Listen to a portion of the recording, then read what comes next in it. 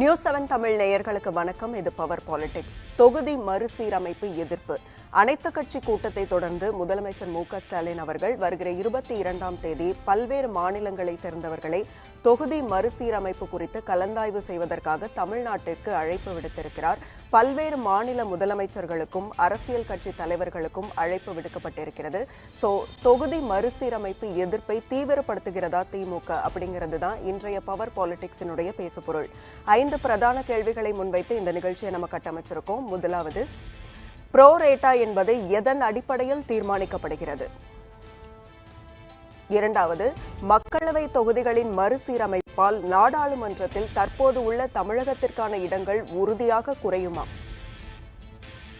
மூன்றாவது, மக்களவை தொகுதிகள் மறுசீரமைப்பால் தமிழ்நாட்டிற்கான நிதி பகிர்வும் அதிகார பகிர்வும் குறையுமா? நான்காவது, தென் மாநிலங்கள் ஒருங்கிணைந்து குரல் கொடுத்தால் மத்திய அரசு செவி சாய்க்குமா? ஐந்தாவது, தொகுதி மறுசீரமைப்பு எதிர்ப்பை தீவிரப்படுத்துகிறதா திமுக? இந்த கருத்தியல்ல தான் நம்ம விவாதிக்க போறோம். நம்மோடு சிறப்பு விருந்தினர்கள் இருவர் இணைஞ்சிருக்காங்க. இந்திய கம்யூனிஸ்ட் கட்சியிலிருந்து டாக்டர் ரவீந்திரன் அவர்கள் மற்றும் பாஜகவிலிருந்து திரு தூத்துக்குடி செல்வம் அவர்கள். விருந்தினர்கள் இருவருக்கும் வணக்கம். முதல்ல தூத்துக்குடி செல்வம் சார், உங்ககிட்ட இருந்து தொடங்குறேன். முதல்ல இந்த ப்ரோ ரேட்டா அப்படிங்கிறது எதன் அடிப்படையில கணக்கிடப்படுது? முதல்ல இந்த ப்ரோ ரேட்டானா என்னது? அது புரிஞ்சுக்கிறதுக்கு கொஞ்சம் கஷ்டமா இருக்கு. சகோதரி ஏற்று இருந்தா? ஆமா, என்கிட்ட இருந்தா? ஆமா, உங்ககிட்ட இருந்துதான். நியூஸ் 7 தொலைக்காட்சி நிறுவனத்திற்கு, நெறியாளர் சகோதரிக்கு, அதே போல என்னுடைய சகோதர பங்கேற்பாளர் மரியாதைக்குரிய டாக்டர் ரவீந்திரநாத் அவர்களுக்கு, தொழில்நுட்ப கலைஞர்களுக்கு என்னுடைய பணிவான காலை வணக்கம். அதாவதுமா, புரோரேட்டாங்கிறது சமச்சீர் அப்படிங்கிறது தான். புரோரேட்டாவுக்கும் இப்போ தொகுதி சீரமைப்புங்கிற சப்ஜெக்டே வரல, தொகுதி சீரமைப்புங்கிற கேள்வியே இப்போ எழல. ஆனா இப்போ தொகுதி சீரமைப்புங்கிற ஒரு பிரச்சனையை இவங்க எதுக்காக அத உருவாக்குறாங்கன்னா, பல்வேறு அரசியல் காரணங்கள் இருந்தா கூட இதுல இப்போ என்னன்னா, 2002 அடல் பிகாரி வாஜ்பாய் அவர்கள் பாரதிய ஜனதா கட்சியினுடைய பிரதமராக இருந்த பொழுது அந்த தொகுதி, அதாவது சென்சஸ் மக்கள் தொகை கணக்கெடுப்பை நிறுத்தி வச்சிருந்தாங்க 25 வருஷத்துக்கு. அத ஒருவேளை 26, 27 அது வந்தா நமக்கு குறையுமோன்னு சொல்லி இவங்க ஒரு சந்தேகத்தை கிளப்புறாங்க. இதுல என்ன விஷயம்னு கேட்டீங்கன்னா, புரோரேட்டான்னு சொன்னீங்கன்னா, இப்போ 543 நாடாளுமன்ற உறுப்பினர்கள் இருக்காங்க. 543 நாடாளுமன்ற உறுப்பினர்களை கொண்ட தமிழ்நாட்டுக்கு 7.18 வரும். 7.18%, 7.2ன்னு வச்சுக்கிடுங்க. 7.2ல ஒருவேளை அந்த 7.18 உறுதியா குறையாதா தமிழகத்துக்கு? 7.18 வந்தா கூடும். இப்ப இருக்கிற 39 உறுப்பினர்கள் இருக்காங்க பாருங்க. இந்த 39 உறுப்பினர்கள் ஏறக்குறைய ஒரு 63, 59ல இருந்து 63 உறுப்பினர்கள் ஆவதற்கு வாய்ப்பு இருக்கு. குறையாது. இவங்க தேவையில்லாத ஒரு கற்பனையான வாதத்தை முன்வைத்து அரசியலை மடைமாற்ற வேறு, அதாவது இப்ப இருக்கிற முக்கியமான பிரச்சனைகள்ல இருந்து திசை திருப்புறதுக்காக இது நடத்தப்படுகிற ஒரு வகையான அரசியல் யுக்தி அல்லது அரசியல் நாடகம் அல்லது ஏதோ ஒண்ணு அவரவர் பார்வையில அவரவர் மொழியில வச்சுக்கிடுங்க. இல்ல, கற்பனையான பயத்துக்காகவா இவ்வளவு அனைத்து கட்சி கூட்டம் கூட்டுறாங்க? தென் மாநிலங்கள்லாம் ஒன்றிணையணும்னு குரல் கொடுக்கறாங்க. இது கற்பனையான பயத்துக்கா இவ்வளோ கொடுப்பாங்க? சகோதரி, எனக்கு பயம் வந்துருச்சுன்னு வச்சுக்கிடுங்க. எனக்கு அது பயம் வந்துருச்சு, நான் ஒத்தையில தனிமைப்பட்டு போயிடுவோங்கிற பயம் வரும்போது பக்கத்துல இருக்கிற 4 பேரை சேர்க்கிறது இயல்பு. அதனால இப்போ எல்லா கட்சிகளுக்குமே அரசியல்ல ஓட்டு அரசியலை நம்பி இருக்கிற அரசியல் கட்சிகளுக்கு எதிர்கால சிந்தனை, எதிர்காலத்துல எண்ணிக்கை, அதாவது நாடாளுமன்ற உறுப்பினர் எண்ணிக்கை, சட்டமன்ற உறுப்பினர் எண்ணிக்கை, இது பற்றிய உள்ள கனவுகள் கட்டாயம் தேவை இருக்கிற காரணத்தால ஒருவருக்கொருவர் அவங்க யாரெல்லாம் ஒருத்தர் அவங்களுடைய பார்வைக்கு அவங்களுக்கு இணக்கமானவர்கள் எல்லாம் ஒன்று சேர்வதற்கான முயற்சி எடுக்காங்க. ஆனால் இது அவசியமற்றது என்பது பாரதிய ஜனதா கட்சியோட கருத்து. ஏன்னு கேட்டீங்கன்னா, இப்போ அந்த சிந்தனையே கிடையாது. தொகுதி மறுசீரமைப்பும் கிடையாது, இந்தி திணிப்பும் கிடையாது. இவங்க இதை மும்மொழி கொள்கையும் இந்தி திணிப்பை ரெண்டையும் போட்டு குழப்பிட்டு கிடக்காங்க. அதே போல தொகுதி சீரமைப்பு என்கிற ஒரு செய்தி இல்லாத, அதான் டீலிமிட்டேஷன் பேச்சே இல்லாத சூழ்நிலையில இப்ப நாம 2025 முற்பகுதியில இருக்கோம், தொடக்க நிலைய மாதங்கள்ல இருக்கோம்.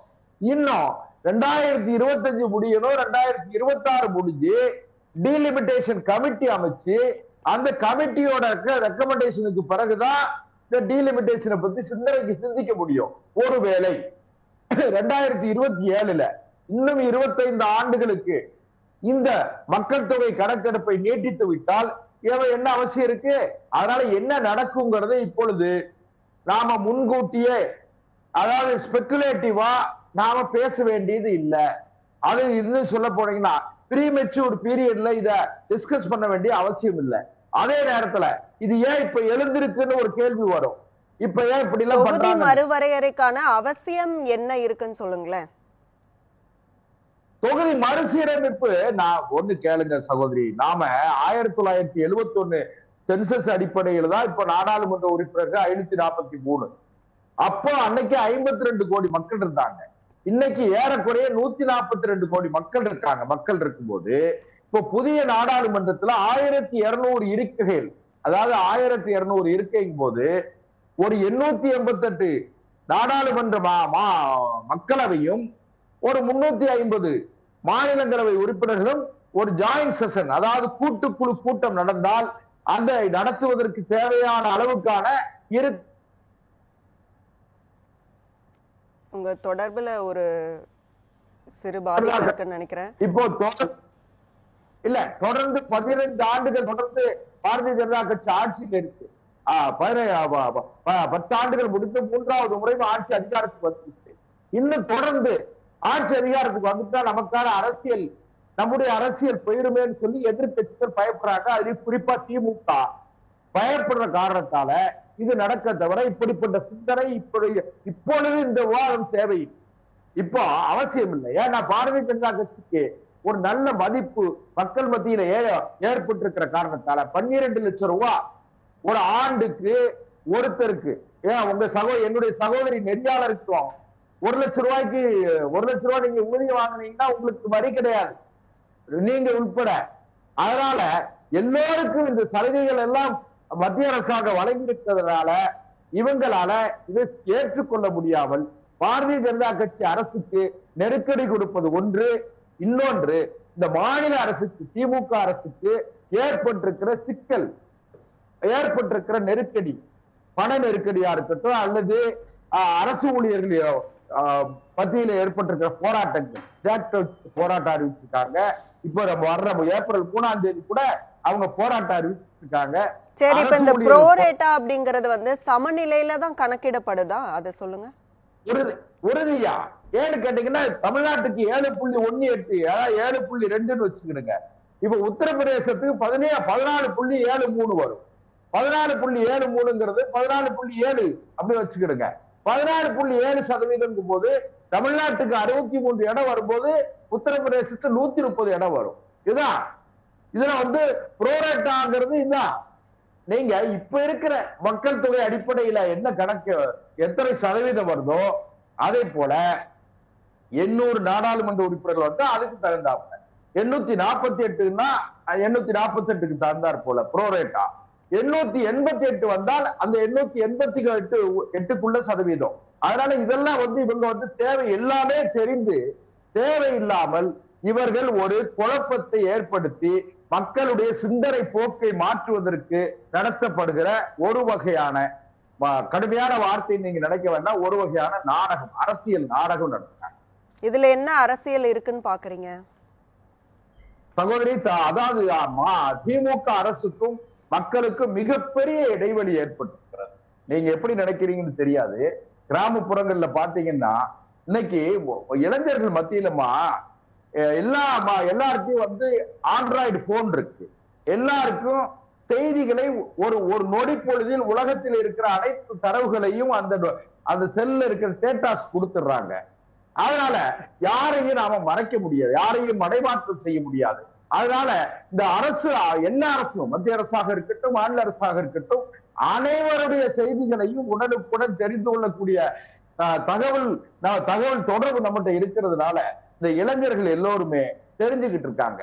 இளைஞர்கள்ட்ட இன்னைக்கு இருக்கிற மிகப்பெரிய இது என்னன்னு கேட்டா, ஒண்ணு அவன் படிச்சுட்டு அவனுக்கு வேலை கிடைக்கணும், ஒரு விஷயம். இன்னொரு விஷயம் என்னன்னு கேட்டீங்கன்னா, அவங்களுக்கு ஊழல் இல்லாத வேலை கிடைக்கும். நான் தயவு செய்து தப்பாவே எடுத்துக்கிடாதீங்க. 200 ரூபாய் லஞ்சம் வாங்குற ஒரு கிராம ஊழியர்னா கிராமத்துல தலையாரின்னு சொல்லுவோம். 200 ரூபாய் லஞ்சம் வாங்குற தலையாரிய ஓடி போய் பிடிச்சு லஞ்ச ஒழிப்புத்துறை பிடிச்சு வழக்கு நடத்தி அவனுக்கு 4 வருஷம் தண்டனை. ஆனால் 2000 கோடி ஊழல் செய்கிறவனுக்கு ஒண்ணு இல்ல. இத மக்கள் உணர ஆரம்பிக்காம கிராமப்புறத்துல இருக்கிற இளைஞர்களும் இல்ல, தொகுதிகளோட எண்ணிக்கை குறையும். நீங்க மக்கள் தொகை அடிப்படையில நீங்க செஞ்சீங்கன்னா தொகுதிகளோட எண்ணிக்கை குறையும், நாங்க உரிமைக்காக போராடுறோம் அப்படிங்கறதா இங்க இஷ்யூ இல்ல. இல்ல சகோதரி, அப்படி யார் சொன்னா? நீங்க முதல்ல ஒரு விஷயம் என்னன்னா, தொகுதி சீரமைப்புங்கிற வார்த்தை யார் சொன்னா? எலெக்ஷன் கமிஷன் சொன்னாங்களா? ரெப்ரசன்டேட்டிவ் ஆஃப் பீப்புள்ஸ் ஆக்ட்ல ஏதாவது அமெண்ட்மெண்ட் கொண்டு வந்திருக்காங்களா? சரி, அது என்னது? மறுசீரமைப்பு இல்லாம அது என்னதுன்னு நீங்க சொல்லுங்களேன்.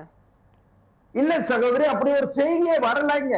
அதாவது மறுசீரமைப்புங்கிற தேவையோ செய்தியோ இப்பொழுது இல்லை, அவசியம் இல்லை. இதை இவங்க திசை மாற்றம் செய்வதற்காக நான் மறுபடியும் அதான் சொல்றேன். இந்த அரசாங்கத்தினுடைய தோல்வியை மறைக்கிறதுக்கு, திமுக அரசாங்கத்தினுடைய பலகீனத்தை மறைப்பதற்காக இவர்கள் கூட்டணி கட்சி, நீங்க நல்லா கவனிங்க, 2024 இப்படித்தான் இந்தியா கூட்டணி அப்படின்னு ஒரு கூட்டணிய, ஒரு ஒட்டு கூட்டணிய முரண்பட்டவர்கள் எல்லாம் உடன்பட்டு ஒரு கூட்டணி அமைச்சாங்க. அது நின்னுச்சா? இப்ப அரவிந்த் கெஜ்ரிவால் அந்த கூட்டணியில கிடையாது, மம்தா பானர்ஜி அந்த கூட்டணியில கிடையாது, யார் சமாஜ்வாடி கட்சி கிடையாது அதுல.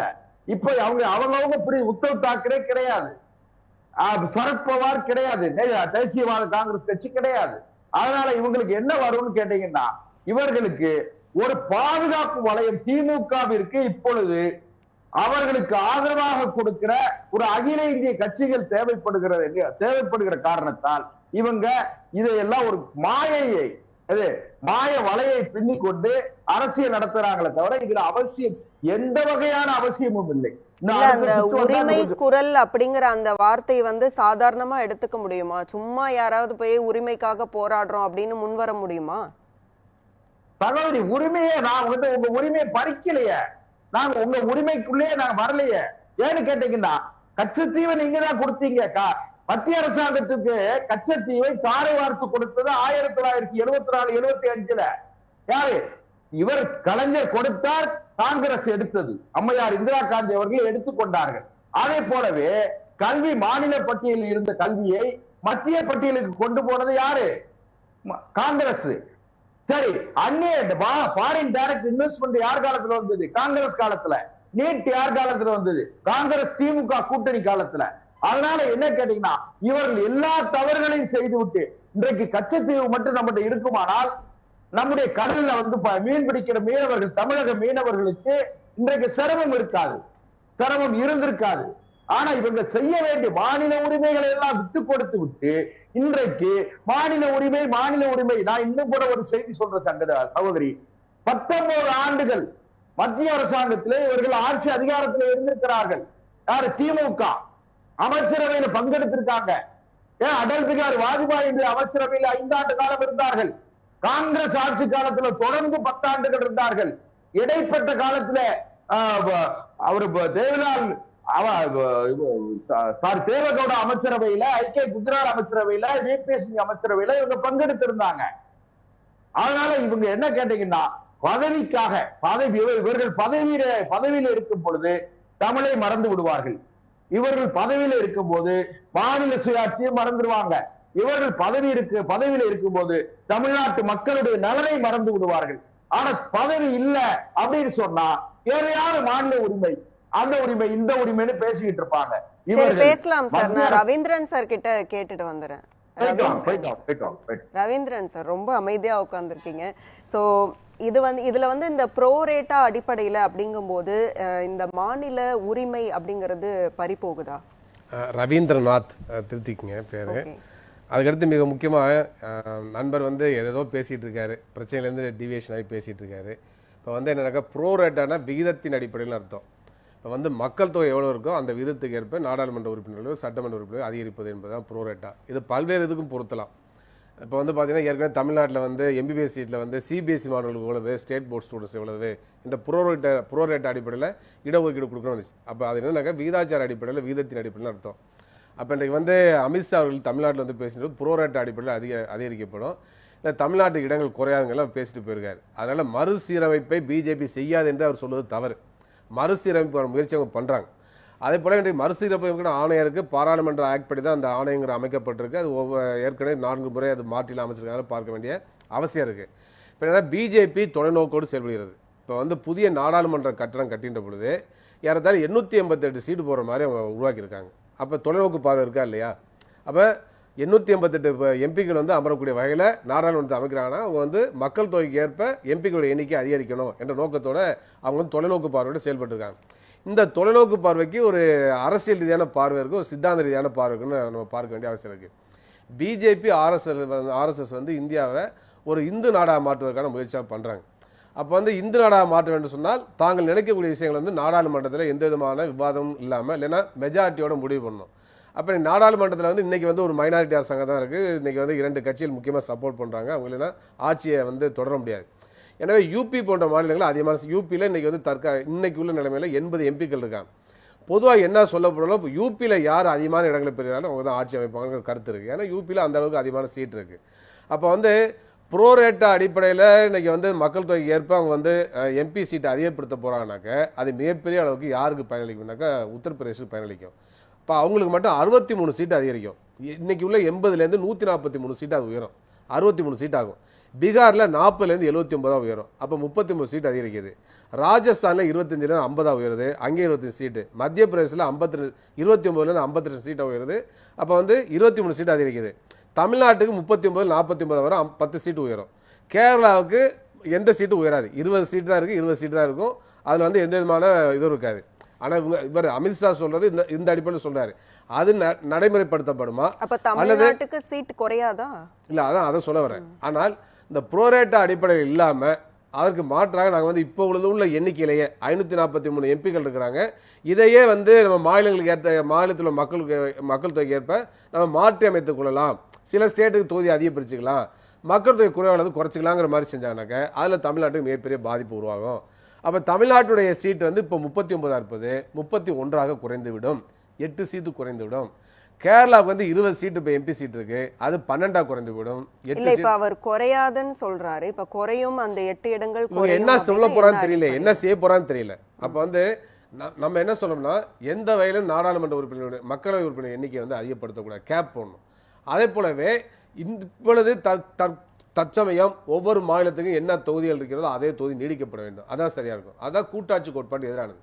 அப்ப பிஜேபி வந்து இதுல எந்த மாற்றத்தை கொண்டு வந்தாலும் கூட அது வந்து கூட்டாட்சி கோட்பாடு எதிராக அமையும்.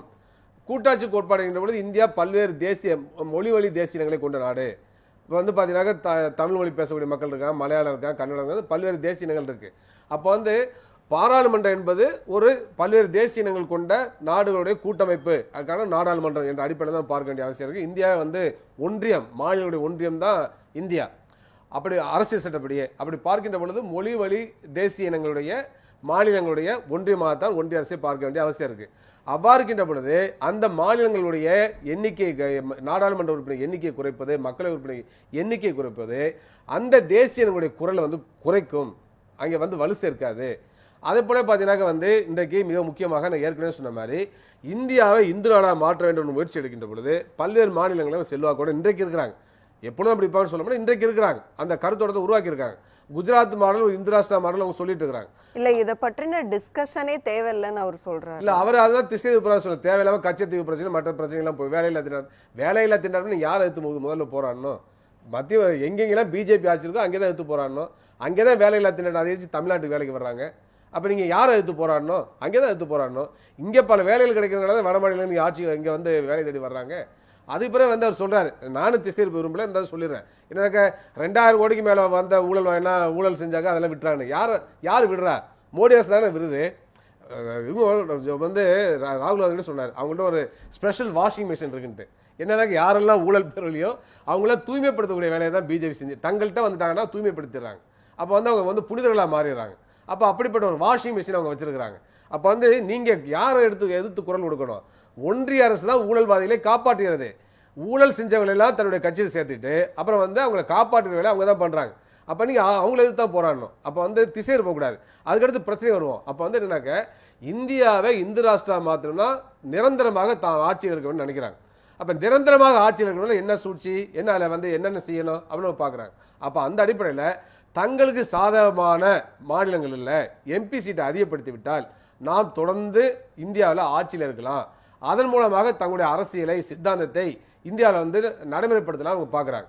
அப்போ அதனால் அந்த அடிப்படையில் தான் வந்து பார்த்தீங்கன்னா இன்னைக்கு வந்து இந்த ப்ரோரேட்டாவாக இருக்கட்டும் அல்லது வந்து அவங்க தெளிவாக ப்ரோரேட்டான்னு சொன்னால் என்ன செய்ய போகிறது தெரியாது. அப்போ இந்த தொகுதி மறுசீரமைப்பை வைத்துக்கொண்டு அவர்கள் வந்து மிகப்பெரிய ஆயுதமாக அதை பயன்படுத்த பார்க்கிறார்கள். இது நாட்டினுடைய ஒருமைப்பாடு, அது போலவே கூட்டாட்சி கோட்பாடு, federalism, basic structure of constitution, அரசியல் சட்டத்திலே அடிப்படை கோட்பாட்டுக்கு அது எதிராக இருக்குங்கிறதா எனக்கு கருத்து. அப்போ இந்த மாதிரி செஞ்சால் இந்தியா வந்து பிளவுபட்டு போயிடும். இந்தியா பிளவுபட்டு போகிறத பிஜேபி ஊக்கப்படுத்துகிறதா, அதை விரும்புகிறதா என்பதான் கேள்வி. எனவே ஏற்கனவே வந்து இந்தியா பிளவுபடுவதற்கும் இதே சங் பரிவார அமைப்பு தான் காரணம். முதல்ல இந்தியாவில் வந்து பல முறை சொல்லியிருக்கேன், இந்து ராஷ்டிரா என்ற கோரிக்கையை முதல்ல வைத்ததே RSS. இந்த 888 இடங்கள் அவங்களுக்கு தொலைநோக்கு பார்வை இல்லாமையா அதை வச்சிருப்பாங்கன்னா என்ன தொலைநோக்கு பார்வை? அதான் தெளிவா சொல்றேன், அவங்களுடைய ஆட்சி நிரந்தரமாக நீடிக்க வேண்டும். இந்தியாவில் அவங்களுடைய ஆட்சி நீடிக்கணும்னாக்க தங்களுக்கு சாதகமான பல மாநிலங்களை வந்து அப்படியே எம்பிக்களை வந்து அதிகப்படுத்திக்க வேண்டும், அதை வந்து தக்க வைத்துக் கொள்ள வேண்டும் என்கின்ற பொழுது தாங்கள் வந்து தொடர்ந்து ஆட்சியில் இருக்கலாம், தாங்கள் நினைக்கக்கூடியதை அறிவித்துக் கொள்ளலாம். இப்போ இந்து ராஷ்டிரம் அறிவிக்கிறாங்க, பாராளுமன்றத்தில் பெரிய மெஜாரிட்டி இருந்துச்சுன்னா செய்வாங்க. இந்தியாவுடைய அரசு சட்டத்தை மாற்றணும்னு சொல்றாங்க, மனு தர்மம் தான் இந்தியாவுடைய அரசு சட்டம் வரணும்னு சொல்றாங்க, நாளைக்கு அதை செய்வாங்க. அப்போ இன்றைக்குள்ள நிலைமையில வந்து செய்ய முடியல, நாளைக்கு செய்யறதுக்கான வாய்ப்பு இருக்கா இல்லையா? அப்போ இது ஒன்று இடஒதுக்கீடே வேண்டாம் கொண்டு வருவாங்க, முடிவு கொண்டு வருவாங்க. அப்போ அதை நடைமுறைப்படுத்துவாங்க. இந்தி தான் ஆட்சி மொழி, இந்தியா மொழி இந்தி தான் ஆட்சி மொழி, இந்தியா தான் ஒற்றை மொழியில் கொண்டு வருவாங்க. ஏன்னா அவங்களுக்கு லட்சியம் அது, ஒரே தேசம், இந்து தேசம், ஒரே கல்ச்சர், ஒரே பண்பாடு, இந்து பண்பாடு, ஒரே மொழி. கச்சத்தீவு வந்து பறி கொடுத்துட்டாங்க, நிறைய மாநில உரிமைகளை விட்டு கொடுத்துட்டாங்க. இப்ப வந்து இவங்க மாநில உரிமைன்னு பேசுறது நாடகம் அப்படிங்கிற மாதிரி அவங்க தரப்புல சொல்லப்படுது. எப்பொழுதுமே தமிழ்நாட்டில் திராவிட முன்னேற்ற கழகமா இருக்கட்டும், அனைத்து இந்திய அண்ணா திராவிட முன்னேற்ற கழகமா இருக்கட்டும், அதாவது நான் சொல்றது ஜெயலலிதா அவர்கள் காலகட்டத்தில், எம்ஜிஆர் காலகட்டத்தில் மாநில உரிமையை விட்டு கொடுத்ததே இல்லை. அதுக்காக தொடர்ந்து வந்து தமிழ்நாட்டில் உள்ள திராவிட கட்சிகள் போராடி இருக்கிறாங்க. அதனால இவர்கள் தான் பறிக்கிறாங்க. யாருங்க பறிக்கிறது? இவர் என்னமோ மாநில உரிமையை காக்க தவறி விட்டான்னு சொல்றாருல, மாநில உரிமை பறிக்கிறது யாரு? பிஜேபி தானே, மோடி அரசு தானே. அதே தான் அண்ணாமலை பேசுவாரா? அதே தான் அவர் பேசுவாரா? எனவே ஒன்றிய அரசு தான் நீங்க மாநில உரிமையை பறிக்கிறது, இந்தியை திணிக்கிறது, பல்வேறு மாநில மொழிகளுக்கு போதிய நிதியை ஒதுக்கவில்லை, சமஸ்கிருதத்துக்கு இந்திக்கு அதிகமான நிதி ஒதுக்குறாங்க. அதை எதிர்த்து அண்ணாமலை பேச மாட்டேங்கிறாரு. நீங்க மும்மொழி திட்டத்துக்கு ஏன் கையெழுத்து கேட்க வாங்குறீங்க? அப்ப தமிழ்நாட்டில் நீங்க என்ன சொல்லணும்? இருமொழி திட்டம் தான் தேவை தானே சொல்லணும். அதே போல இன்றைக்கு பாத்தீங்கன்னா மனுதர்ம ஆட்சி மாதிரி என்ன பண்ணிட்டு இருக்கீங்க? பரம்பரையா அவரவர் அந்த குலத்தொழிலை சாதி தொழிலை சேர்ங்கிறதுக்கான நீங்க வந்து விஸ்வகர்மா திட்டத்தை கொண்டு வர்றீங்க. அதை எடுத்து அண்ணாமலை பேசியிருக்காரா? விஸ்வகர்மா திட்டம் எப்படிப்பட்ட மோசமான திட்டம்? அப்ப இந்தியா முழுவதும் சாதி அடிப்படையில் தொழிலை மாற்ற வேண்டும் என்று நம்ம போராடி கொண்டிருக்கிறோம். அதான் வந்து ஈக்குவாலிட்டின்னு சொல்றோம், அதான் புதிய சமத்துவத்துக்கான வாய்ப்பு திறவுகோல் சொல்றோம். அதுக்காக இடஒதுக்கீடு நடைமுறைப்படுத்தப்படுகிறது. எனவே இந்த சாதி வாரியாக பரம்பரையாக குலத்தொழிலாக செய்யக்கூடிய தொழில் முறையை நாம் ஒழித்து கட்ட வேண்டும் என்ற நோக்கம். அதான் சமூக நீதி. அதான் இன்றைக்கு வந்து அந்த சமூக நீதிக்கு எதிராக அவன் அந்த சாதி என்ன தொழிலை செய்தார்களோ பரம்பரையாக பிறப்பின் அடிப்படையில் அந்த தொழில் தான் செய்ய வேண்டும் என்ற நோக்கத்தோடு மறைமுகமாக நீங்க வந்து குலக்கல்வி திட்டத்தை கொண்டு வரீங்க தேசிய கல்விக் கொள்கை மூலமாக. அதே போலவே பரம்பரை தொழில் செய்ய சாதி தொழில் செய்ய வேண்டும் என்பதற்காக நீங்க விஸ்வகர்மா திட்டத்தை கொண்டு வரீங்க. ஏன் நீங்க எதுக்க மாட்டேங்கிறீங்க தமிழ்நாட்டில்? அதே போல இந்திய சமூகத்தை திருப்பி நீங்க எதுக்க மாட்டேங்கிறீங்க? அப்ப இந்தியை ஏற்றுக்கொள்ளாவிட்டால் நாங்க வந்து உங்களுடைய கல்வி திட்டத்துக்கான நிதியை கொடுக்க மாட்டோம் சொல்ற பொழுது அதை எடுத்து ஏன் போர்க்கொடி தூக்கல? அதை எடுத்து நீங்க போராடல. மாநில உரிமை பாதிக்கப்படுதா இல்லையா? மாணவர்கள் பாதிக்கப்படுறாங்க இல்லையா? யாரோட விளையாடுறீங்க? தமிழ்நாட்டு மாணவர்கள் விளையாடுறீங்க. அப்ப தமிழ்நாட்டு மாணவரோட தமிழ்நாட்டுடைய மாணவருடைய எதிர்காலத்தோட கல்வியோட விளையாடுகிற நீங்கள் வந்து மாநில உரிமை பத்தி பேசுறது என்ன தகுதி இருக்கு? எனவே இன்றைக்கு வந்து இந்து ராஷ்டிரா என்பதும் இந்துத்துவா என்பதும் இந்து மதவெறி அரசியல் என்பதும் ஒரே தேசம் ஒரே மொழி ஒரே பண்பாடு என்பதும் பன்முகத்தன்மைக்கு எதிரானது, மாநில உரிமைக்கு எதிரானது. அதைத்தான் பிஜேபி தன்னுடைய கொள்கையாக கொண்டிருக்கு. அதான் RSS கொள்கை. கோல்வால்கர் தெளிவா சொல்லிட்டாரா இல்லையா? அப்ப வந்து இந்தியா வந்து இந்து கலாச்சாரம் தான், ஒரே தேசம், மதத்தின் அடிப்படையில் தேசம் தான் இந்து தேசம், இந்தியாவுடைய ஒரே தேசிய மொழி சமஸ்கிருதம், இப்பொழுது இந்தி, அதே போல இந்து பண்பாடு என்று சொல்கின்ற பொழுது இது வந்து நாட்டின் ஒற்றுமைக்கு ஒருமைப்பாட்டுக்கு எதிரானதா இல்லையா? அதே போல நீங்க வந்து இந்து கலாச்சாரத்தை இந்து பண்பாட்டை நீங்க வந்து திணிக்கின்ற பொழுது அதற்கு எதிரான கோட்பாடுகள் இன்னைக்கு வந்து போராடுகிறார்கள் இல்லையா? அதுக்கு திராவிட கலாச்சாரம், திராவிட பண்பாடு, திராவிட அரசியல் என்பது என்ன? அந்த இந்துத்துவ கொள்கைக்கு நேர் எதிரானது. அப்ப அவங்களுக்கு வந்து இயல்பாகவே அச்சம் ஏற்படுமா இல்லையா? உங்களோட இந்த கருத்தை எடுத்துக்கிற ஒரு சின்ன பிரேக் போயிட்டு வந்துடலாம். நேயர்களே, ஒரு சிறிய விளம்பர இடைவேளைக்கு பிறகு பவர் பாலிடிக்ஸ் மீண்டும் தொடரும்.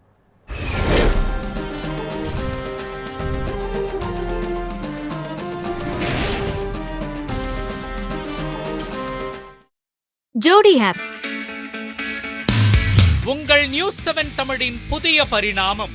டிஜிட்டல் யுகத்தில் சமூக வலைதளங்களில் முன்னணி ஊடகமாக முத்திரை பதித்துக் கொண்டிருக்கும் உங்கள் news 7 Tamil YouTube, Facebook, Instagram, ShareChat, X போன்ற தளங்களை தொடர்ந்து தனித்துவத்துடன் செய்திகளை விரைவாக வழங்க வாட்ஸ்அப் சேனலாக உங்கள் உள்ளங்கையில் உண்மை செய்திகளை உடனுக்குடன் பெற வாட்ஸ்அப்பில் பின்தொடருங்கள். நாளுக்கு நாள் தீவிரமடையும் செய்தி என்ன? திமுகவை பொறுத்த வரைக்கும் அரசுங்கிற பொறுப்புல இருக்கிற போது அவங்க வந்து ஆதிவாசி ஒருத்தரை வந்து சீஃப் மினிஸ்டர் ஆக்கிட்டாங்க. கருத்தை சொல்லுவதற்கு உரிமை இருக்கிறது. எந்த கட்சியை வேணாலும் விமர்சிக்கலாம். பேசியது தவறில்லை, உள்நோக்கத்தோடு விமர்சிக்கிறார்கள் சொல்ல வரீங்க. இந்த ஆக்ஷன்ஸ் எல்லாம் நேத்துக்கு அப்புறம் அரசு ஏன் எடுத்திருக்காங்க? 2019 தேர்தலில் இருந்த கட்சிகள்லாம் இன்னைக்கு என்டிஏவில் இல்ல. நம்பிக்கை உருவாக்கணுங்கிறதா எல்லாருடைய கேள்வி. கேள்வி நேரம் தினமும் இரவு 7 மணிக்கு. நேயர்களின் கனிவான கவனத்திற்கு. ஒரு நாளின் உதயம் முதல் அஸ்தமனம் வரை அனைத்து நிகழ்வுகளையும் குறுஞ்செய்திகளாக, வீட்டு வாசல் முதல் விண்மின் மண்டலம் வரை அலசும் அரிய செய்திகள், 24 மணி நேரத்தின் முக்கிய உலக நிகழ்வுகள் அனைத்தும் 100 செய்திகளாக 30 நிமிடத்தில், விளம்பர இடைவெளியின்றி விறுவிறுப்பான விரைவு செய்திகள்,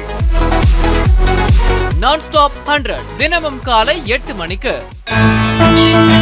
உள்ளூர் கோயில்கள் முதல் உலக பிரசித்தி பெற்ற கோயில்கள் வரை சிறப்பு வழிபாடுகள், பிரசித்தி பெற்ற திருவிழாக்கள் சிறப்பு நேரலையில், பல்வேறு கோவில்களில் நடைபெறும் அனைத்து நிகழ்ச்சியும் தொகுப்பாக, ஆன்மீக செய்திகள் என அனைத்தும் உங்கள் உள்ளங்கையில். நியூஸ் 7 தமிழ் பக்தி ஆன்மீக பயணத்தின் டிஜிட்டல் முகவரி. உடல் நலம் குறித்த சந்தேகமா? சிகிச்சை முறைகள் குறித்த குழப்பமா?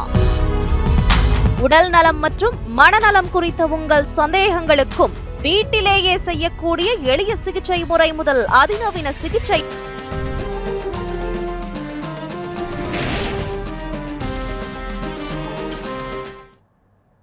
பவர் பாலிடிக்ஸ் மீண்டும் தொடர்கிறது. தொகுதி மறுசீரமைப்பு எதிர்ப்பை தீவிரப்படுத்துகிறதா திமுகன்னு பேசிட்டு இருக்கோம். தொடர்ந்து பேசலாம். தூத்துக்குடி செல்வம் சார், அந்த பாஜக மேல வைக்கக்கூடிய குற்றச்சாட்டு என்னன்னா, நீங்க வந்து ஒரு பிரிவினையை வந்து ஏற்படுத்த பாக்குறீங்க இது மூலமா அப்படின்னு சொல்றாங்க. உங்களுடைய கருத்து என்ன? சகோதரி, இவங்க வந்து அதான் சொன்ன, இவங்க பாரதிய ஜனதா கட்சி பிரிவினை பண்ணது வைக்கின்னு சொல்றாங்க. இந்தியா பன்முகத்தன்மை உள்ள நாடு என்பதையும் நாங்கள் மறுக்கல. பன்முகத்தன்மை உள்ள நாடுங்கிறத மறுக்கல. ஆனா ஒரே நாடு ஒரே தேர்தல் அப்படின்னு ஒரே அப்படின்னு ஏன் கொண்டு போறீங்கன்னு கேக்குறாங்க. இந்தியா மதச்சார்பற்ற நாடாக தொடர்ந்து திகழ அறிவிக்க தயாரா? சொல்லுங்க. மன்னிக்கணும், நான் ஒண்ணு சார், டாக்டர் சார், இல்ல கேக்குறேன், நீங்க பதில் சொல்லுங்க. நீங்க கேளுங்க. நான் தவறு கிடையாது சார், உங்க தவறு கிடையாது. நான் என்ன சொல்றேன்னா, 2 பேரும் பாதிக்கிறோம். நான் சிம்பிளா கேக்குறேன், இந்து ராஷ்டிரா என்று அறிவிப்பதை, இந்தியா இந்து ராஷ்டிரா மாற்றப்படும் என்பதை நீங்கள் வந்து இன்னொன்னு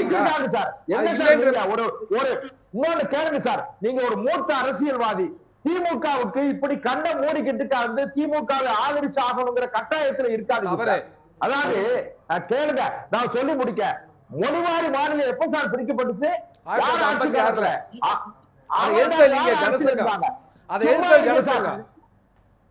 கேளுங்க சார். இப்போ மொழிவாரி மாநிலம் பிரிக்கப்பட்டது காலத்திலேயே நீங்க எல்லாம் ஆட்சி அதிகாரத்துல, அதாவது மிக பலவாய்ந்த சக்தியா இருந்த கம்யூனிஸ்ட் கட்சிகள், பொது உடைமை இயக்கங்கள்லாம் சும்மா இருந்துட்டு இன்னைக்கு என்னமோ பெருசா வந்து வரலாறு தெரியாம பேசாதீங்க.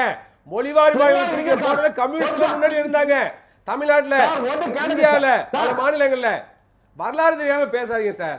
சார் ஒண்ணு கேளுங்க சார், நீங்க சொல்றதெல்லாம் கேட்டு தொலைக்காட்சி வரல சார். இல்ல அவர் பேசட்டும் சார், சொல்லட்டும். அதான் நீங்க குறுக்கிட கூடாது. குறுக்கிட்டா மறுபடி நானும் என்னுடைய நிலையை நான் மாற்ற வேண்டியிருக்கும். இன்னும் கேளுங்க, மொழிவாரி மாநிலம் பிரிக்கப்பட்ட காலத்திலிருந்து 1956 சர்தார் வல்லபாய் பட்டேல் தொடங்கி வைத்தார். அதற்கு தொடர்ந்து 1956 மொழிவாரி மாநிலம் பிரிக்கப்பட்டது. ரைட்டு. 1956க்கு முன்னால சென்னை ராஜஸ்தானியாக இருந்த சென்னை 56க்கு பிறகு மொழிவாரி மாநிலம் பிரிக்கப்பட்டவர் சென்னை மாகாணம் ஆச்சு. சென்னை மாகாணமான பிறகு 1968ல அண்ணா அவர்கள் திமுக ஆட்சிக்கு வந்த பிறகு அண்ணா தமிழ்நாடு பேர் வச்சார். என்ன திராவிடம் திராவிடம் இருக்கு? திராவிடம் எங்க சார் இருக்கு? திராவிடம் எங்க இருக்கு? திராவிட மாடல் திராவிடம் சொல்லிட்டு நீங்களும் ஒரு 2 சீட்டுக்காகவும் 10 கோடி ரூபாய் 15 கோடி ரூபாய்க்காக கம்யூனிஸ்ட் இயக்கங்கள் இப்படி போகக்கூடாது சார். கம்யூனிஸ்ட் இயக்கம் எல்லோருக்கும் கம்யூனிஸ்ட் இயக்கங்கள் பத்தி இப்போ கேள்வி இல்ல, பிரிவினையை பாஜக ஏற்படுத்துகிறதா இல்லையா கேள்வி. ஒரு நிமிஷம், இந்தியால இலக்கண மாற்றுறது கிடையாது. சிந்து சமணி நாகரிகம் என்ன நாகரிகம் கேக்குறேன்? சிந்து சமணி நாகரிகம் என்ன நாகரிகம் சொல்லுங்க நீங்க. அது ஆரிய நாகரிகமா? ஆரியர்கள் வந்தேரிகள் என்பது சொல்லுங்க. குற்றச்சாட்டுகளை நிறைய வச்சிருக்காரு. ஏன்னு கேட்டீங்கன்னா சிந்து சமணி நாகரிகம் திராவிட நாகரிகம் கேளுங்க சார். உலகல்வி திட்டத்தை நாங்க கொண்டு வந்த மாதிரி சொல்றாரு சார். எது விஸ்வகர்மா திட்டம்? நீங்க ஒரு என்ன சார், நீங்க கலைஞர் கைவினைஞர் திட்டம் ஒண்ணு கொண்டு வந்திருக்காங்களா? அதுக்கு என்ன சார் அர்த்தம்? உலகல்வி திட்டம் நாங்க என்ன சொல்றோம், விஸ்வகர்மா திட்டம்னு ஒண்ணு கொண்டு வந்திருக்கோம். அது எதுக்காக கொண்டு வந்திருக்கோம்? ஆசாரி வேலை பார்க்கிறவங்க அவங்களுக்கு அந்த தொழில் ரீதியாக அவர்களுக்கு தேவையான ஊக்கத்தை கொடுப்பதற்கு அந்த தொழிலை நீங்க கட்டாயம் படிங்கன்னு சொல்லல. விஸ்வகர்மா திட்டம் என்பது இல்ல, அவங்களோட சந்ததிகளும் அதையே தெரிஞ்சுக்கணும்னு என்ன அவசியம் இருக்கு? விஸ்வகர்மால வேற என்ன இருக்கு? சகோதரி என்னுடைய கேளுங்க,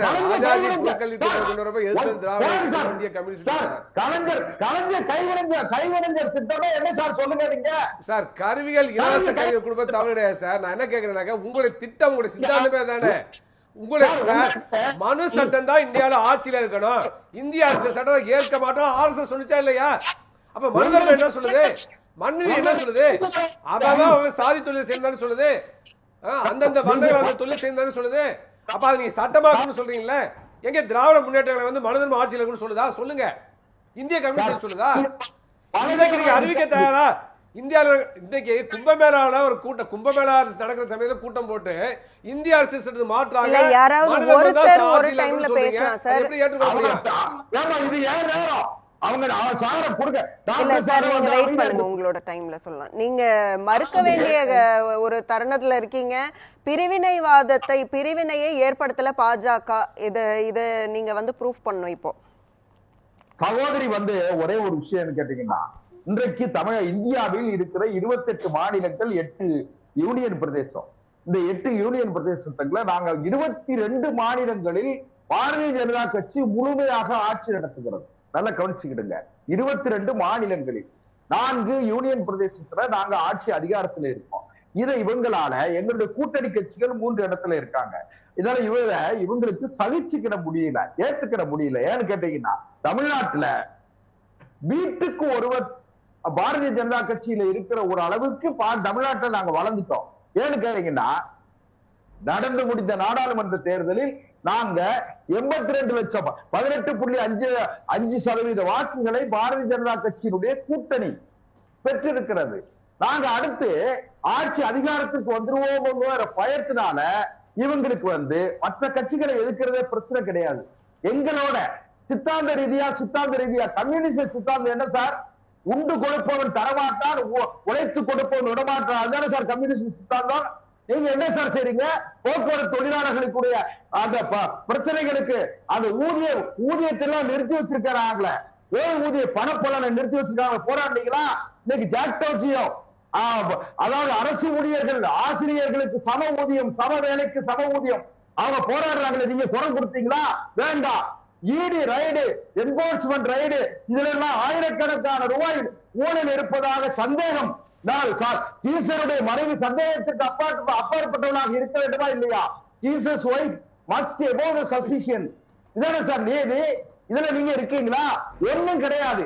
ஏன்னு கேட்டா 2 நாடாளுமன்ற உறுப்பினர் ஒரு 4 சட்டமன்ற உறுப்பினருக்காக உங்க கொள்கை சித்தாந்தங்களை எல்லாம் அடகு வச்சுட்டு இப்ப போய் கொள்கை சித்தாந்தத்தை பேசிட்டு இருக்க. பாரதிய ஜனதா கட்சியை பொறுத்தவரையிலுமா 140 கோடி மக்களை உள்ளடக்கிய பரந்துபட்ட இந்தியாவை நாங்கள் பார்க்கிறோம். எங்களுக்கு இல்ல அவங்க வைக்கிற குற்றச்சாட்டு என்னன்னா தமிழ்நாட்டுக்கான பிரதிநிதித்துவம் வந்து குறையும், நீங்க வந்து இடங்களை குறைச்சீங்கன்னா. ஆனா வட மாநிலங்களுக்கு குறிப்பாக ஹிந்தி பேசக்கூடிய ஒரு 4 மாநிலங்களுக்கெல்லாம் வந்து அந்த இடங்களோட எண்ணிக்கை அதிகரிக்குது, அப்ப அவங்களோட பிரதிநிதித்துவம் வந்து அதிகரிக்குது அப்படிங்கிறது தானே. சகோதரி இல்ல சகோதரி, நீங்க அப்படியே பார்த்தாலும் நீங்க இன்னொரு விஷயம் கேட்டீங்கன்னா புரோரேட்டாங்கிறத நம்ம தலைப்புல ஒண்ணு. புரோரேட்டான்னு வரும்போது 7.2% வரும்போது தமிழ்நாட்டுக்கு 63 இடம் கிடைக்கும். 888 நாடாளுமன்ற மக்களவை உறுப்பினர்களாக உயர்த்தப்பட்டால் தமிழ்நாட்டிற்கு 63 இடங்கள் கிடைக்கும். இவங்களுக்கு உத்தரப்பிரதேசத்துக்கு 133 கிடைக்கும். ஒரு நிமிஷம் சார், கணக்கு நீங்க போட்டு பாருங்க. அதாவது 63 இடங்கள் கிடைக்கும். ஒண்ணு. ரெண்டாவது, இன்னைக்கு உத்தரப்பிரதேசத்துல கூடிரும் சொல்றீங்கல்ல, உத்தரப்பிரதேசத்துல சகோதரி கணக்கு போட்டுட்டே இருங்க. உத்தரப்பிரதேசத்துல எப்படின்னு கேட்டீங்கன்னா இப்ப இன்னைக்கு எங்களுக்கு 37 எம்பி குறைவு. ஏன் எதிர்காலத்துல எங்களுக்கு வந்து 37 எம்பிக்கள் குறைஞ்சிருக்காங்க. நாங்க அங்க மட்டும் தொகுதியை கூட்டிடுவோம்னு சொல்றாங்களே, அங்க வந்து எங்களுக்கு தொகுதி குறையாதுங்கிறதுக்கு என்ன உத்தரவாதம் இருக்கு? இன்னும் கூடாதுங்கிறதுக்கு என்ன உத்தரவாதம் இருக்கு? ஜனநாயகத்துல மக்கள் எஜமானர்கள்.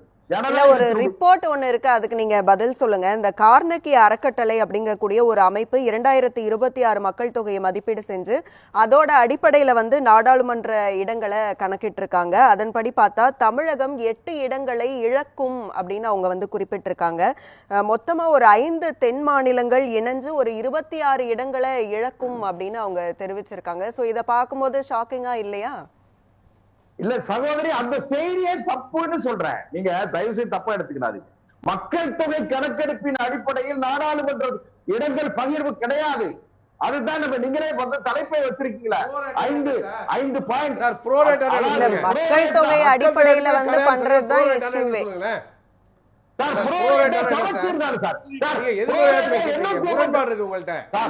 ப்ரோரேட்டானா மக்கள் தொகை வீதத்துக்கு ஏற்பதான் ப்ரோரேட்டா. நீங்க இல்லன்னு சொல்றீங்க. கிடையாது சார். நீங்க என்ன சார் அமித்ஷாவே சொல்லிட்டு போயிட்டாரு. சரி சரி, அமித்ஷா என்ன சொன்னாரு? ப்ரோரேட்டா அடிப்படையில் குறையாதுன்னு சொன்னாரு இல்லையா சார்? தமிழ்நாட்டிற்கு நாடாளுமன்ற உறுப்பினர்கள் எண்ணிக்கை குறையாதுன்னு சொன்னாரு சார். வலி இல்லாத வாதம் இருக்கு உங்ககிட்ட வந்து. 2 விளக்கம் சொல்லிருக்கேன். சார் இல்ல மக்கள் தொகை அடிப்படையில இல்லன்னா வேற எந்த அடிப்படையில அந்த ப்ரோரேட்? அதுக்கு பேர் தான் ப்ரோரேட்டாஸ், நாட் சென்சஸ். நாட் வந்து சென்சஸ் அடிப்படையில் இல்லை. ப்ரோரேட்டாங்கிறது சென்சஸ் அடிப்படையில அப்படிங்கிறது தான் இங்க இஷ்யூவே. இங்க இல்ல கிடையாதுங்க, மக்கள் தொகை அடிப்படையில் இல்லை. எங்களுடைய தமிழ்நாடு பாரதிய ஜனதா கட்சி ப்ரோரேட்டானா மக்கள் தொகை அடிப்படையில சார். இல்ல சார், ப்ரோரேட்டானா நீங்க சொல்றது ப்ரோரேட்டா சொல்றது வந்து இல்லன்னு சொன்னீங்க சார். நீங்க பேசுறது முரண்பாடு இருக்கு சார். சார் நீங்க பேசுறது முரண்பாடு இருக்கு சார். சார் ஒரு நிமிஷம் சார். 543 நாடாளுமன்ற உறுப்பினர்கள் இருக்கிற இந்த அவையில் 39% இடங்களை நீங்கள் அதை கணக்கிட்டு பார்த்தா 7.2% வருது. இதே இது 888ல 7.28 நீங்க பெருக்கி பார்த்தீங்கன்னா தெரியும் 63.93 வரும். 63 இடங்கள் உறுதியா கிடைக்கும். அதனால இன்னொரு விஷயம், தமிழ்நாடு பாரதிய ஜனதா கட்சியினுடைய தலைவர் அந்த 880 சீட்டு சொல்லுங்க. நீங்க மற்ற விஷயம் போலாம். சரி, தமிழ்நாட்டுக்கு இடங்கள் எண்ணிக்கை அதிகரிக்கும்னு சொல்லுங்களேன். அதிகரிக்கும்னா எவ்வளவு அதிகரிக்கும் கொண்டு வர போறீங்க? என்ன சகோதரி சொல்லுங்க. நான் கேக்குறேன் சார். இல்ல உங்க டைம்ல நீங்க சொல்லுங்க. ஏன்னா 2 பேரும் பேசினா கேட்காது. 888 சீட் சொல்றாரு. இந்த 888 சீட் கொண்டு வர போறாங்க. எந்த அடிப்படையில் கொண்டு வர போறாங்க சார்? அது மக்கள் அடிப்படையில இல்லையா சார்? ஒன்று கேளுங்க சார். நீங்க ஒரு பெரிய மனுஷன், ஒரு டாக்டர், அதனால நீங்களே கூட இப்படி விவாத நாகரிகத்தை நம்ம குறைக்க வேண்டாம். நம்ம 2 பேருமே வந்து நாகரிகமா இந்த விவாதத்தை கட்டமைப்போம். போயிட்டு இருக்கு. என்ன சார் பிரச்சனை இருக்கு? இல்ல அதனால சொல்றேன் கேளுங்க. அதுக்கு இல்ல, நீங்க தயவு செய்து உங்கள் கொள்கை சித்தாந்தங்கள் அனைத்தையும் கொண்டு போய் திமுக அடகு வைத்து விட்ட காரணத்தால் நீங்க உங்களை மாதிரி கற்றறிந்த பெருமக்கள் எல்லாம் தடுமாறுறீங்க. விவாத நிகழ்ச்சிகள்ல பேச முடியாம தடுமாறுறீங்க. விட்டுருங்க. எங்களை பொறுத்த வரைக்குமா இப்போ இதே கிடையாது. மக்கள் தொகை அடிப்படையில் நம்முடைய தொகுதி சீரமைப்பு உறுதியாக இல்லை. அப்புறம் எதன் அடிப்படையில் அப்படிங்கறதான் கேட்கணும். அதான் சகோதரி புரோரேட்டாங்கிறது வந்து இப்ப 543 நாடாளுமன்ற உறுப்பினர்கள் மக்களவை உறுப்பினர்கள் இருக்காங்க. இத நீங்க 39 இடங்களால் அதை கணக்கிட்டு பார்த்தா 7.18% வருது. சரி, 882 நாடாளுமன்ற உறுப்பினர்களாக ஆக்கப்பட்டால் ஒரு விஷயம் 880 எப்படி ஆக்கப்படுன்னு கேக்குறேன்.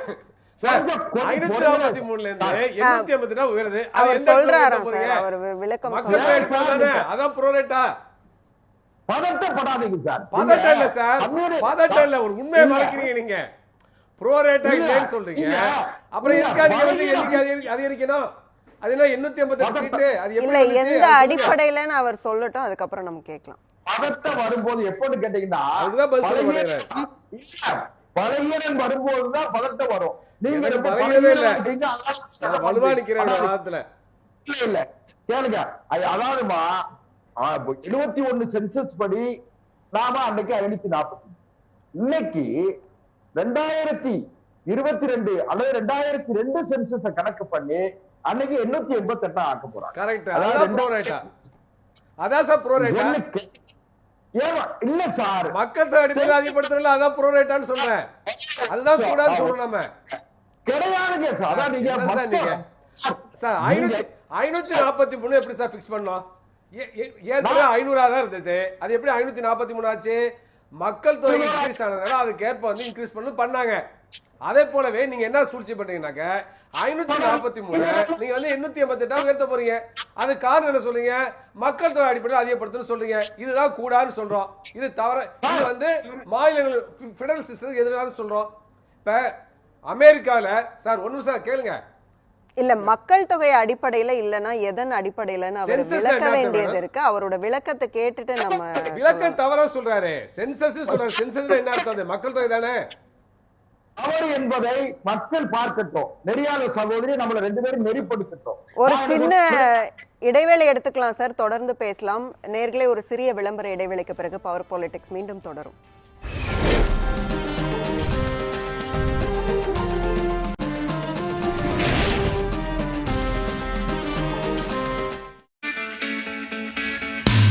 உங்கள் நியூஸ் 7 தமிழின் புதிய பரிணாமம்.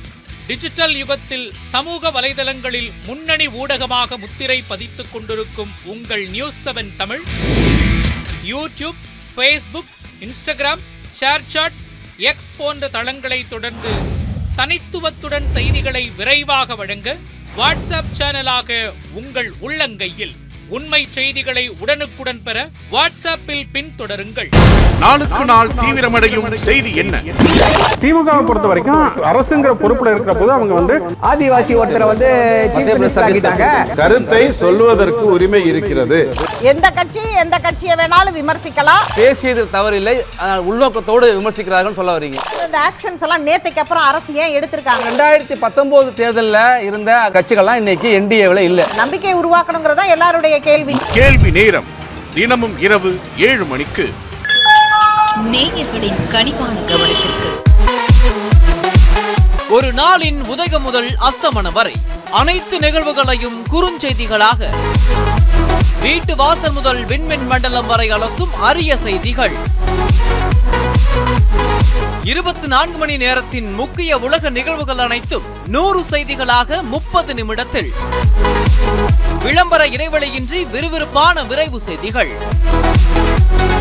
நான் ஸ்டாப் 100 தினமும் காலை 8 மணிக்கு. உள்ளூர் கோயில்கள் முதல் உலக பிரசித்தி பெற்ற கோயில்கள் வரை சிறப்பு வழிபாடுகள், பிரசித்தி பெற்ற திருவிழாக்கள் சிறப்பு நேரலையில், பல்வேறு கோவில்களில் நடைபெறும் அனைத்து நிகழ்ச்சியும் தொகுப்பாக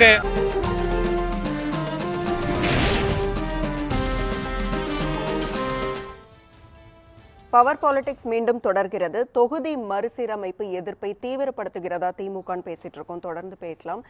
தூத்துக்குடி செல்வம் சார், உங்ககிட்ட இருந்து நகர முடியல. ஏன்னா ப்ரோரேட்டாவை பத்தியே நம்ம ரொம்ப நேரம் பேசிக்கிட்டு இருக்கோம். சென்சஸ் அடிப்படையிலன்னு சொல்றீங்க, இல்லன்னு சொல்றீங்க. அதை புரிஞ்சுக்கிறதுக்கு ரொம்ப நேரமா போராடிக்கிட்டு இருக்கோம்.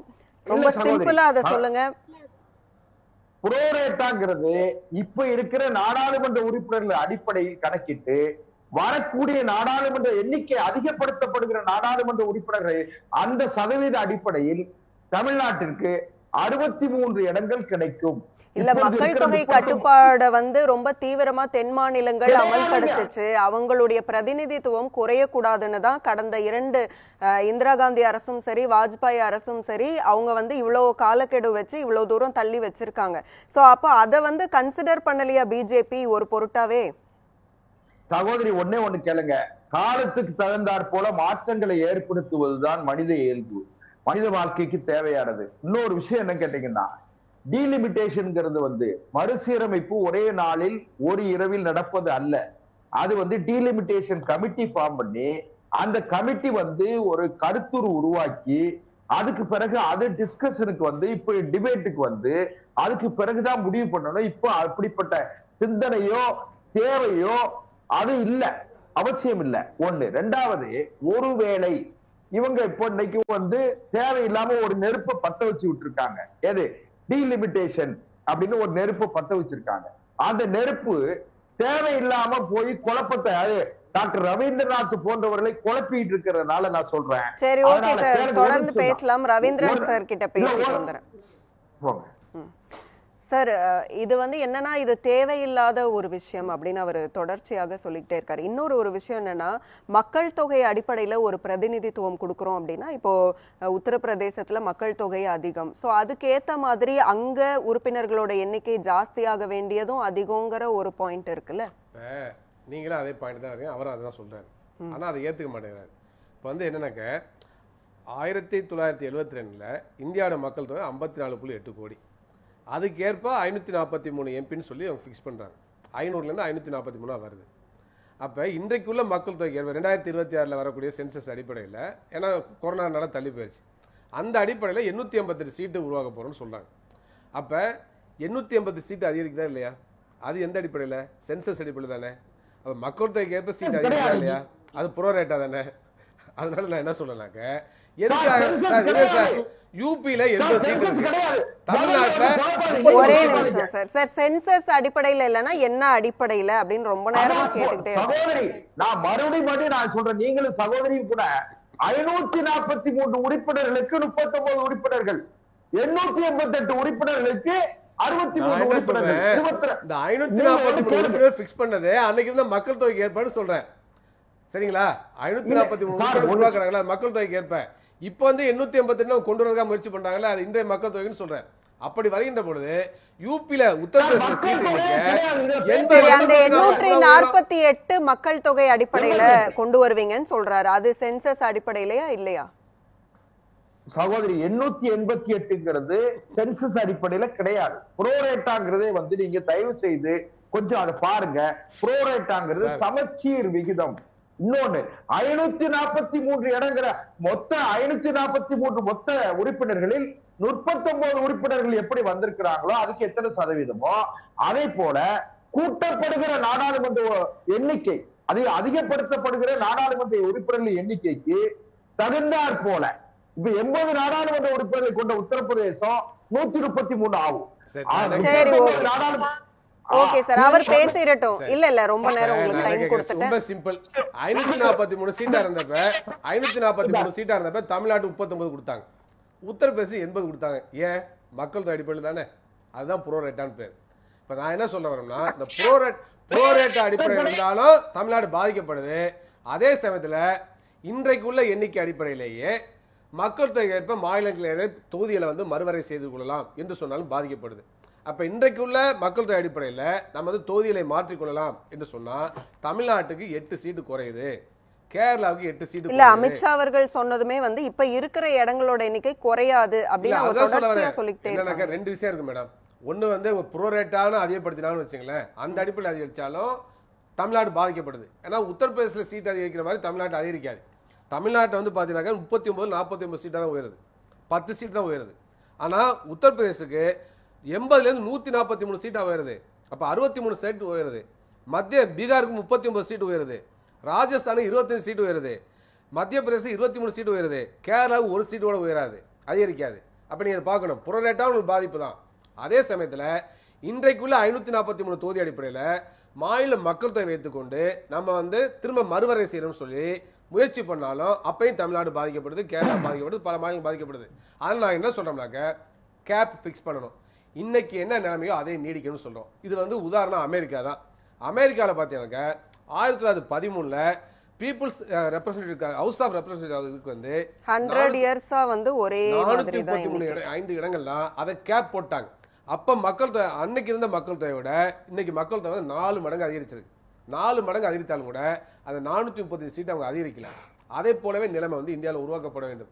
எனவே இந்த சீட்டை வந்து இன்க்ரீஸ் பண்ணுவதோ அதே போலவே இன்றைக்கு ஒவ்வொரு மாநிலத்துக்கு சீட்டை அதிகரிப்பதோ கூடாது, குறைப்பதோ கூடாது. இந்த தொகுதி மறுவரையறை செய்யப்பட்டால் தமிழ்நாட்டுக்கு அந்த நிதி பகிர்வுல, அதிகார பகிர்வுல என்ன பாதிப்பு வரும்? ஏன்னா யூபியில 143 பேர் வந்து உட்காந்துட்டு அவங்க மாநிலத்துக்கு தேவையானதெல்லாம் அதிகமாக பெறான்னு வச்சுங்களேன். அப்ப அதுக்கு குரல் இருக்குல்ல, வலு இருக்குல்ல. வட மாநிலங்கள் தங்களுடைய நலனை பாதுகாக்கக்கூடிய வகையில் அவங்க செயல்படலாம் இல்லையா? மிக முக்கியம் இந்த நிதி விஷயத்தை விடுங்க மேடம். அது முக்கியமா வந்து பண்பாட்டு விஷயம் இருக்கு, மொழி திணிப்பு இருக்கு. இந்தி மொழி தான், இந்தி மொழி மட்டுமே இந்தியாவோட ஆட்சி மொழி நாளைக்கு கொண்டு வராங்கனாக்க மெஜாரிட்டி இருக்குல்ல அவங்கள்ட்ட கொண்டு வந்துடுவாங்கல்ல. அப்ப எப்படிப்பட்ட பாதிப்பு? இந்தியாவை இந்து ராஷ்டிரம் அறிவிக்கிறாங்க, இந்தியாவுடைய மதச்சார்பை நீக்கணும்னு சொல்றாங்க, இந்தியாவுடைய அரசியல் சட்டத்தை மாத்திரம்னு சொல்றாங்க, இந்தியாவில் இனிமேல் மனு தர்மம் தான் சட்டம்னு சொல்றாங்க. அதுக்கு அதை நோக்கி கொண்டு வராங்க. மாநிலங்கள் ஒருங்கிணைஞ்சு குரல் கொடுத்தா மத்திய பன்முகத்தன்மைக்கு எதிரானது, மொழிவாரி மாநிலங்களுக்கு எதிரானது, மொழிவாரி மாநிலங்களுடைய குரலை வந்து நசுக்கிறது. இது வந்து ஏற்றுக்கொள்ள முடியாது. இந்த நாட்டின் ஒற்றுமை ஒருமைப்பாட்டுக்கு எதிரானது, பெடரல் ஸ்ட்ரக்சருக்கு எதிரானது, பேசிக் ஸ்ட்ரக்சர் ஆஃப் கான்ஸ்டிடியூஷன் சொல்லக்கூடிய அரசியல் சட்டத்துடைய அடிப்படை கட்டமைப்புக்கு அது எதிரானது. எனவே அதை அவங்க செய்யறாங்க. எனவே அந்த கட்டமைப்பை தகர்க்குங்கிறது தான் பிஜேபி நோக்கம். எனவே அவங்களுடைய நோக்கம் வந்து மிக தெளிவாக இந்து ராஷ்டிரம் அமைக்குங்கிறது, அதை நோக்கி அவங்க செல்றாங்க. அதுக்கு வந்து இந்தியாவுடைய அரசியல் சட்ட அமைப்பின் அடிப்படையில் உருவாக்கப்பட்ட இந்த மறுவரை ஆணையத்தை, தொகுதி மறுவரை ஆணையத்தை அவங்க வந்து பயன்படுத்துறாங்கன்னு நான் சொல்ல வரேன். அதில் இன்றைக்குள்ள சூழல்ல, இன்றைக்குள்ள நிலைமையில் இனிமேல் தொகுதியை வந்து அதிகப்படுத்துவதோ, அதே போல ஒரு சில மாநிலங்களை தொகுதி அதிகப்படுத்துவதோ, ஒரு சில மாநிலம் குறைப்பதோ கூடாது. இன்றைக்கு உள்ள அதே நிலை அனைத்து மாநிலம் நீடிப்பதா சரியா இருக்கும், அதான் பொருத்தமா இருக்கும். அதான் வட மாநிலங்களும் தென் மாநிலங்களுக்குள்ள வேற்றுமையை வந்து அது போக்கும், கருத்து மாறுபாட்டை போக்கும், முரண்பாட்டை போக்கும். தமிழ்நாடு முதலமைச்சர் மிக சிறப்பான முன்முயற்சி எடுத்திருக்காரு. மனமார்ந்த பாராட்டுகளை இந்திய கம்யூனிஸ்ட் சார்பாக தெரிவித்துக் கொள்கின்றோம். 22ஆம் தேதி பல்வேறு அரசு கட்சி கூட்டத்தை, பல மாநில முதல்வர்களுடைய கூட்டத்தை அவர் கூட்டியிருக்காரு. அதுவும் வெற்றி பெற வேண்டும் என்று கேட்டுக்கொள்கின்றோம். இந்திய கம்யூனிஸ்ட் கட்சி எந்த கட்சியிட்டையும் கொள்கையை அடை வைக்காது. பிஜேபி எதிர்க்க வேண்டிய நோக்கத்தோடு நாங்கள் வந்து வலுவான கூட்டணி உருவாக்கியிருக்கோம். அந்த கூட்டணியில் அங்க வைக்கிறோம். அதே சமயத்தில் திராவிட முன்னேற்ற கழகம் எடுக்கக்கூடிய தொழிலாளர் விரோத போக்கு, மக்கள் விரோத கொள்கையை எதிர்த்து இந்திய கம்யூனிஸ்ட் கட்சி, இடதுசாரி கட்சிகள் கடுமையாக போராட்டம் பண்றோம். சாம்சங் போராட்டம் மறந்துட்டீங்களா? நீங்க ஏதோ சொல்லிட்டு இருக்கீங்க. நீங்களா போராடுங்க சாம்சங் தொழிலாளர்களுக்காக? நான் கேட்கிறேன். அதே போலவே தூய்மை பணியாளர்கள் போராட்டம் 1500 ரூபாய் மாத தொகுப்பு 20,000 இருங்க சார். தொலைக்காட்சியை பாருங்க, செய்தித்தாளை படிங்க, கண்ணை மூடிட்டு இருக்காங்க சார். பூனை கண்ணை முன்னா பூலகமே இருந்து போகணும்னு நினைக்க கூடாது. நீங்க கண்ணை திறங்க, தொலைக்காட்சி செய்தியை பாருங்க, செய்தித்தாளை படிங்க. எவ்வளவு போராட்டம் பண்ணுவோம் பாருங்க. விவசாய தொழிலாளர் சங்கம், எங்களுடைய டாக்டர் சங்கம், மருத்துவமான சங்கம் எவ்வளவு போராட்டம் பண்ணுவோம் பாருங்க சார். தூய்மை பணியாளர் ஊதியம் மாத தொகுப்பு 1500 ரூபாயிலிருந்து 20,000 ரூபாய் மாத்திருக்க போராட்டம் பண்ணி இதே திமுக அரசு எதிர்த்தாலும் போராட்டம் பண்ணி வெற்றி பெற்றோம். இல்லைன்னு சொல்ல முடியுமா? பிஜேபி ஏதாவது செய்ததாவது மிகப்பெரிய சமூக நீதியில் வெற்றியா இல்லையா? நாங்க பாராட்டு எல்லாமே தமிழ்நாடு அரசு வச்சமா இல்லையா? அதனால வந்து பிஜேபி எதிர்ப்பதற்காக இந்தியா கூட்டணியில் அங்க வைக்கிறோம். அதே சமயத்துல திமுக மக்கள் விரோத கொள்கைகளை கடைபிடித்தால், தொழிலாளி விரோத போக்கை கடைபிடித்தால் நிச்சயமா எதிர்த்து போராடுவோம், எதிர்த்து போராடுகிறோம். கம்யூனிஸ்டுகள் யார்ட்டையும் தங்களுடைய கொள்கையை அடை வைக்க மாட்டார்கள். நாங்கள் கம்யூனிஸ்ட் லட்சியத்துக்காக இருக்கோம். உலகம் முழுவதும் கம்யூனிஸ்ட் படைப்பதற்காக இருக்கோம். எந்த கும்பனாலும் லட்சியத்தை அதை வந்து ஒழிக்க முடியாது, லட்சியத்தை மாற்ற முடியாது. நாங்கள் தெளிவா இருக்கோம். தெளிவா இருக்கிறத பிஜேபி எதிர்க்கிறோம். எங்களுடைய முதல் எதிரி, பிரதான எதிரி பிஜேபி தான். அதனாலதான் எதிர்க்கிறோம். அதான் கொள்கை, அதான் லட்சியம். பிஜேபியை வீழ்த்துவது, பாரதிய ஜனதா கட்சி ஆட்சியை வீழ்த்துவதா இடதுசாரி லட்சியம், கம்யூனிஸ்ட் லட்சியம். இறுதி ஃபைட், இறுதி போராட்டம் உங்களுக்கு தான் சார். ரொம்ப சுருக்கமா ஒரு விஷயம் சொல்லிருங்க. இந்திய மண்ணில இறுதி போராட்டம் வலதுசாரிகள், இடதுசாரிகள் தான். நீங்க தான் முதல் எதிரி, நீங்க தான் நிரந்தர எதிரி. உங்களை எதிர்த்து நாங்கள் போராடுவோம். அந்த போராட்டத்தை எல்லா கட்சியிலும் பயன்படுத்துவோம். மதச்சார்பற்ற இடதுசாரி ஜனதா கட்சியில பயன்படுத்துவோம். மதச்சார்பற்ற ஜனநாயக இடதுசாரி கட்சியில பயன்படுத்துவோம். அவங்கள தோல்வி இது அடகு வைப்பதில்லை. பிஜேபி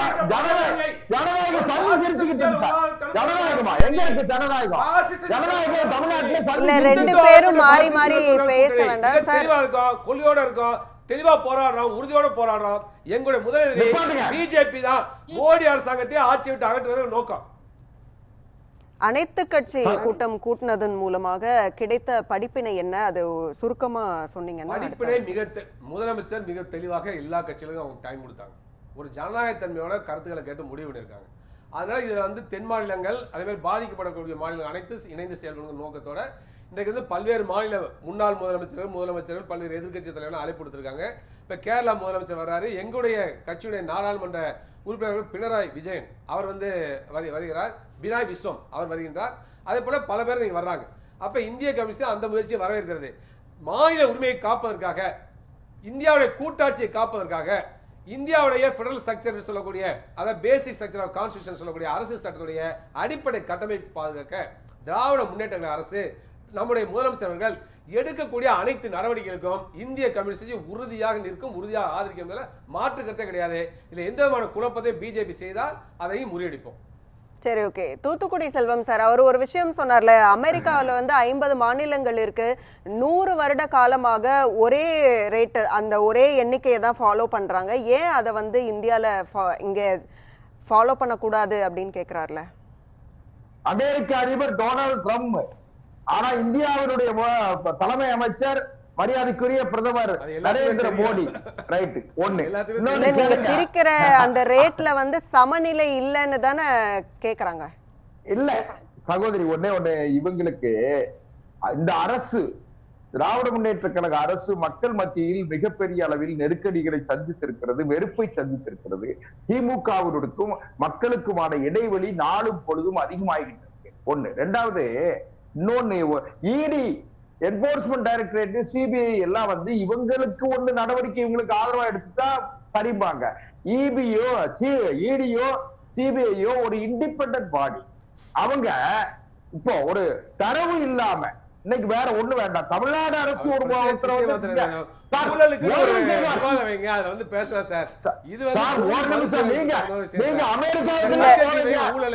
தொகுதி மறுசீரமைப்பு பத்தி பேசிட்டு இருக்கோம். இல்ல, நம்ம நிகழ்ச்சியோட இறுதி கட்டத்துக்கே வந்திருக்கோம்.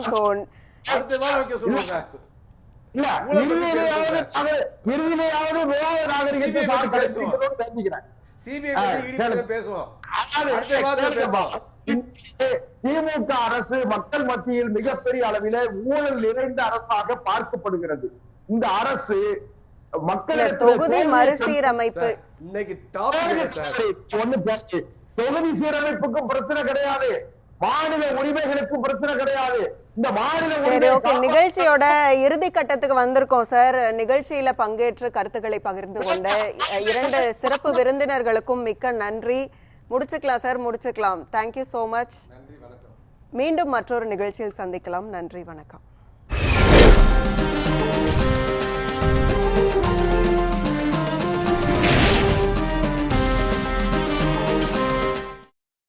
பவர் பாலிடிக்ஸ் பவர்ட் பை ரகங்கள் பலவிதம், ஒவ்வொன்றும் உலகத்தரம், தமிழக உற்பத்தி.